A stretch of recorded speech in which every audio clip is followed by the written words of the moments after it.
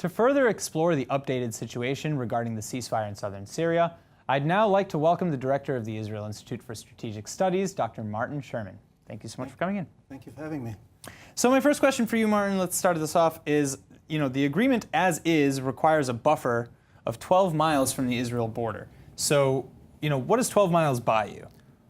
Well, I'm not quite sure that the exact width of the buffer zone is the main issue here.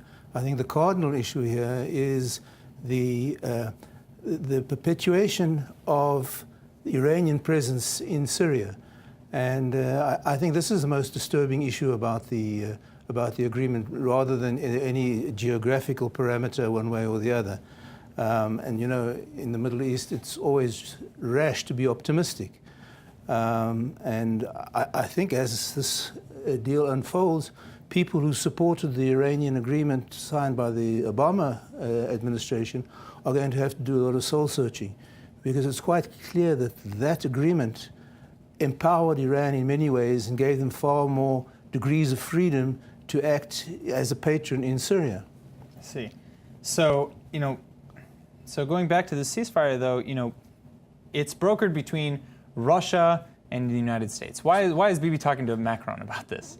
Well, I suppose he's just expressing his opinion on the international stage, but you make a good point.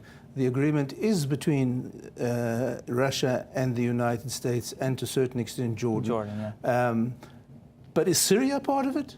That's the question. Yeah, you'd have to assume that Assad is being represented by Putin. Well, yes, perhaps, but then Putin and Iran have very similar interests as to the continuation of the Assad rule, which is a red light for Israel. And the other question is, who is going to monitor it? How are they going to treat violations? So there are a lot of unknowns, which are all very disturbing for Israel.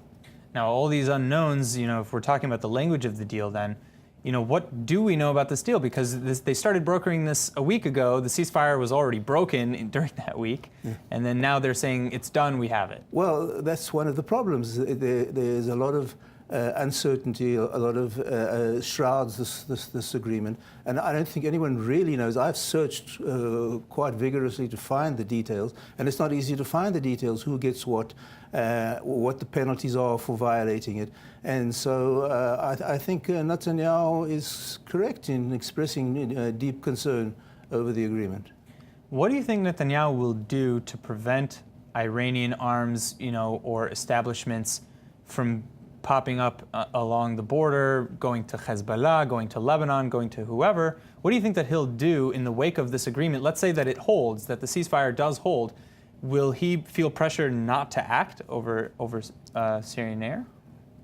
Well, I don't know what you mean by if it acts and there are violations, because basically if the agreement holds, you will not have an Iranian presence or a non-Syrian presence on our border in the Golan. Well, he's worried though that Iranian arms and other forceful measures and things like that will end up in the hands of Hezbollah and other terror groups. Well, that's in the Jordan. whole point, that Hezbollah is not supposed to be there on this agreement, because the Israeli border, as far as I know, the buffer zone there is only supposed to be for Syrian forces and not for non-Syrian forces. So if the agreement holds, there won't be non-Syrian forces like the Hezbollah deployed there.